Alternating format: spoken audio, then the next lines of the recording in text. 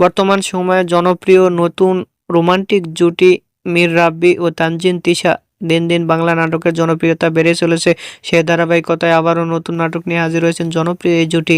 নাটকটির নাম পুতুলের বিয়ে। এই নাটকটিতে অভিনয় করেছেন বর্তমান সময়ের আলোচিত অভিনেতা মীর রাব্বি ও আলোচিত অভিনেত্রী তানজিন তিশা। এই নাটকটি রচনা ও পরিচালনা করেন রাফাত মজুমদার রিংকু।